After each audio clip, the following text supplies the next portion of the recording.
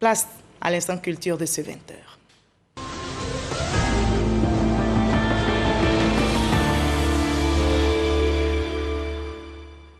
Le président du CESEC, Dr Aka Awele, a dédicacé son ouvrage « L'entrepreneuriat en Côte d'Ivoire, la dernière guerre contre la pauvreté et le chômage » au siège de la CGC au Plateau. Il a invité tous les Ivoiriens à entreprendre. Le ministre de l'Enseignement supérieur et de la Recherche scientifique, Adama Diawara, patron de cette cérémonie, souhaite une implication forte du secteur privé dans la lutte contre la pauvreté et le chômage dans notre pays. En pays, à Diokrou, la prise et l'exercice du pouvoir restent le mode générationnel. Et à Vieux-Badien, département de Dabou, la génération Bodjo préside aux destinées du village pendant 8 ans. Les patriarches appelés aussi Ebebou ont été investis et cela s'est matérialisé par la remise des attributs. Franck Quadio.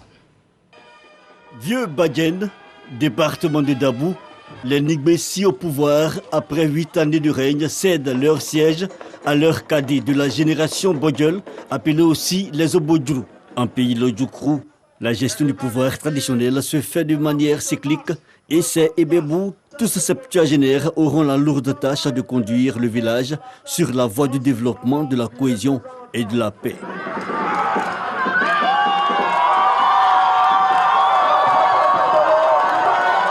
Les nouveaux Ebebou présentaient alors à tout le village le clou de la journée, la remise des attributs, la canne, le chapeau, le chasse-mouche, le pagne et le kaolin. Les Obodjrou placent leur règne sous le sceau d'une gestion participative. Nous mettons le sceau du pouvoir sur le rassemblement, la concorde, la solidarité, pour qu'ensemble, fils et filles de ce village et les assimilés, ceux qui nous font faire l'honneur d'habiter avec nous, doivent travailler avec nous. Parce que l'affaire de la gestion du village est l'affaire de tous. Quand on est isolé, c'est pas bon. Il faut que tout le monde participe à ce développement-là. Les filles et fils du pays Lodjoukrou saluent la continuité de ce processus de succession générationnelle d'exercice du pouvoir traditionnel. Les différents intervenants invitent d'ailleurs la jeune génération à maintenir la flamme. Nous avons une mission de sensibilisation, d'information auprès de la jeunesse pour qu'ils s'approprient ce système de gouvernance parce que c'est démocratique, ça se fait sans palabres.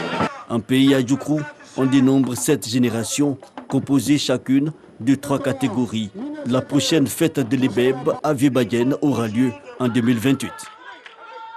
Et notez que Dr Aka Elete est bien l'auteur de l'ouvrage « La problématique de l'entrepreneuriat en Côte d'Ivoire ». C'est la dernière guerre contre la pauvreté et le chômage qu'il vient de publier. L'ouvrage a été dédicacé jeudi dernier à la CGC au Plateau. Et on en arrive à l'entretien avec notre invité de la page culture de ce 20h. Je vous retrouve avec plaisir, professeur Loubamba Mathieu. Bonsoir. Bonsoir. Tonkpini Dale est un festival qui a démarré il y a 4 ans. Dites-nous d'où est partie l'idée et comment les populations ont-elles accueilli la naissance d'un tel festival? Il faut reconnaître que Tonkpini Dale est une idée du conseil régional du Tonkpi. Et c'est le conseil régional du Tonkpi qui a donc voulu passer par Tonkpini Dale pour assouvir 3 objectifs.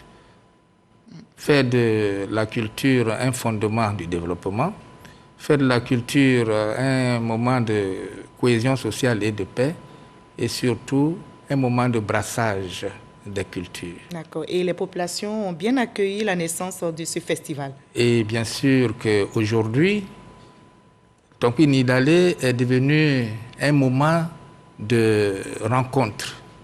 Chaque année, les fils et filles de la région du Tonkpi se retrouvent pour cet événement-là. Donc le plus grand acquis, c'est d'abord la mobilisation autour de cet événement. D'accord. Alors, vous n'avez pas pu honorer le rendez-vous de 2020 pour cause de crise sanitaire dominée par la Covid-19. Ça a été fait en 2021, heureusement, l'année dernière. Dites-nous quels étaient vos défis? Cette édition était une édition de tous les défis. D'abord, réorganiser une telle manifestation après un arrêt de 1 année, ce n'était pas du tout donné.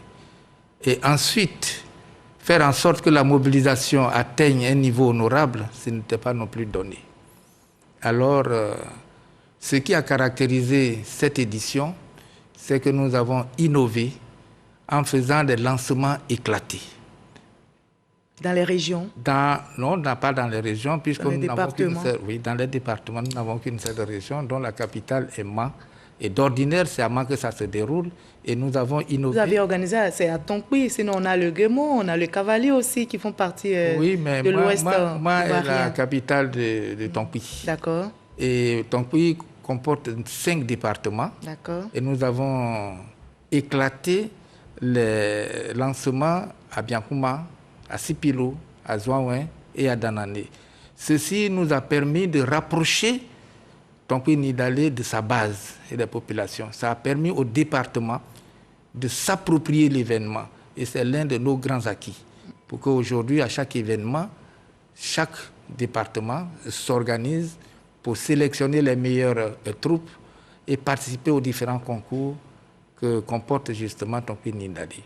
Donc, on va dire un bel engouement vécu par notre reporter Franck Quadio également, qui va nous rapporter l'ambiance de cette 4e édition du Nidalé Festival. On va suivre ensemble et en reparler juste après. Merci.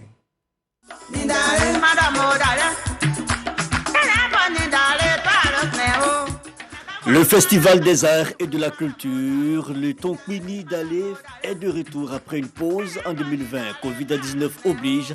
Du 7 au 12 décembre dernier donc, les férus de tradition se sont retrouvés dans l'ouest de la Côte d'Ivoire, précisément à Mans pour la 4e édition. L'ouest de la Côte d'Ivoire, car ce festival est avant tout promoteur de vestiges, de valeurs et d'atouts touristico-culturels de cette partie de la Côte d'Ivoire.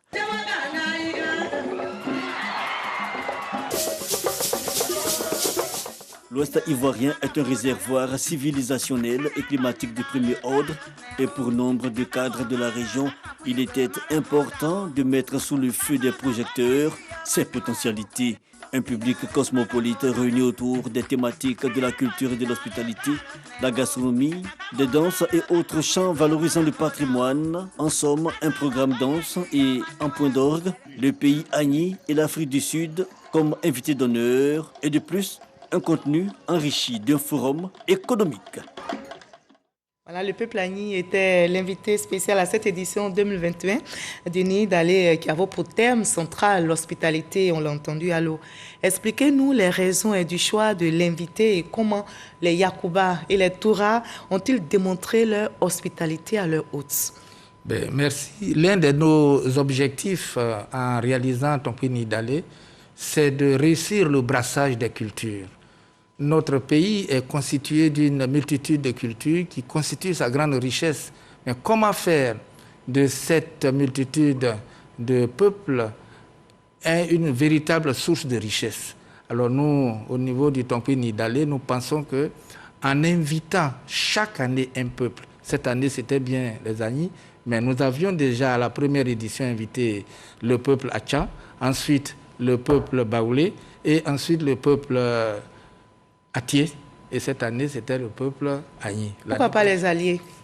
Les alliés sont considérés comme organisateurs. Ils sont là tous les ans. Ils sont à vos côtés, vous êtes sûrs? Ils sont là tous les ans. Les gourous étaient là? Les gourous étaient là. Les Senoufo étaient là? Les Senoufo, les Speuls, ils sont là. Et ils ont accepté de travailler à vos côtés, vous les Yakuba? Eh bien, pourquoi pas? D'accord, on va continuer. C'est un honneur pour eux d'être avec nous. Et c'est un honneur pour vous aussi d'être à mes côtés ce soir. Exactement. En tant que Yakuba auprès d'une princesse gourou. Exactement. On va continuer. On va se voir en off. D'accord. Alors, les Agni, vous disiez, étaient donc les invités spéciaux. Et comment est-ce que vous avez démontré votre hospitalité à ce peuple Agni? Cette rencontre a été haute en couleur et en finesse. Ils sont venus à la tête de 5 royaumes. 5 royaumes, dont 2 rois. Et comme une seule culture, nous avons eu à les accueillir par nos chefs et le rituel d'accueil a constitué un haut moment d'échange culturel.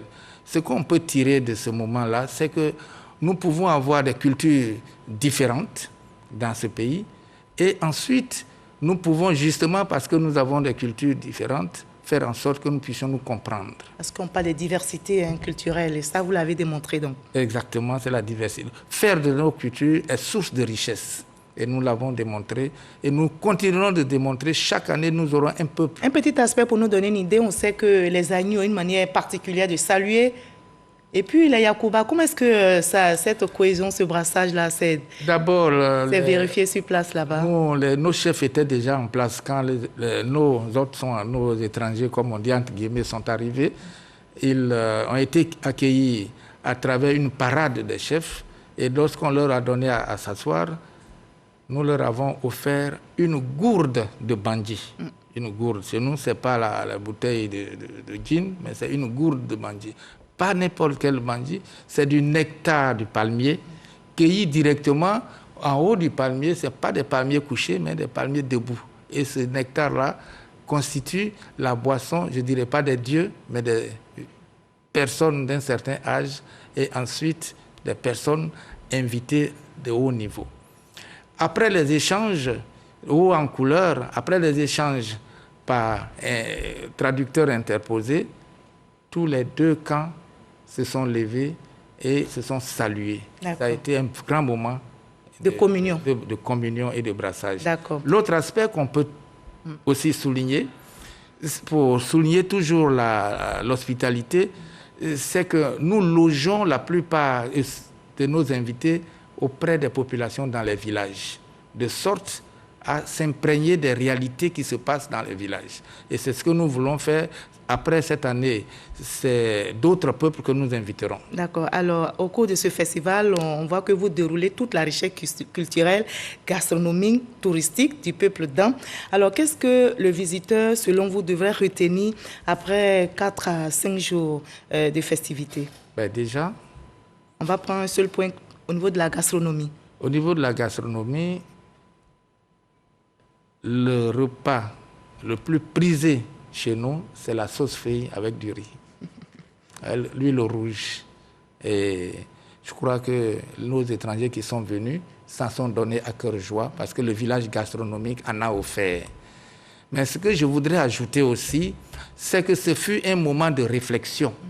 Nous avons réfléchi à la question de l'hospitalité. D'accord. Et l'hospitalité, pour nous... Et vous l'avez bien démontré, mais il y a aussi l'impact économique qui est très important. Nous avons dit que l'hospitalité dans ce pays peut être un véritable facteur de paix parce que justement, pour cela, il y a 2 conditions. Il faut se connaître et puis pratiquer la tolérance. Ce sont des éléments qui ont été bien soulignés que je tenais à dire. D'accord. Concernant justement le forum économique, il s'agissait de développer le café des montagnes.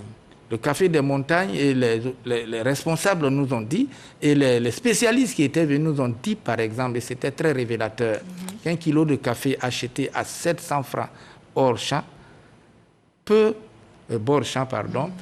être vendu à de 18 000 à 90 000 francs selon les lieux de consommation si le café est transformé.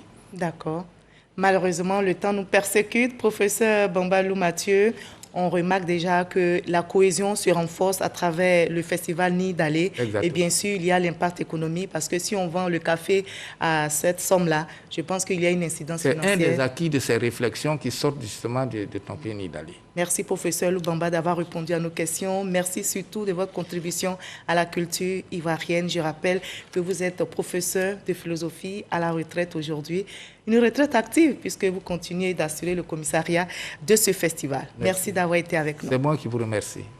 Visiter l'Ouest ivoirien, c'est découvrir, entre autres, les cascades naturelles, les ponts de Liane, de Lieuppleu, la dent de Mort, la sauce sacrée de Domple, j'espère que je prononce bien, également les pains tissés. Domple, que vous portez bien, le pain tissé, Yakuba, que vous portez très bien.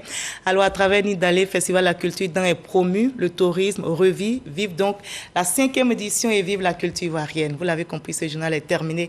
Je vous retrouve avec grand plaisir demain 20h. Allez, prenez soin de vous.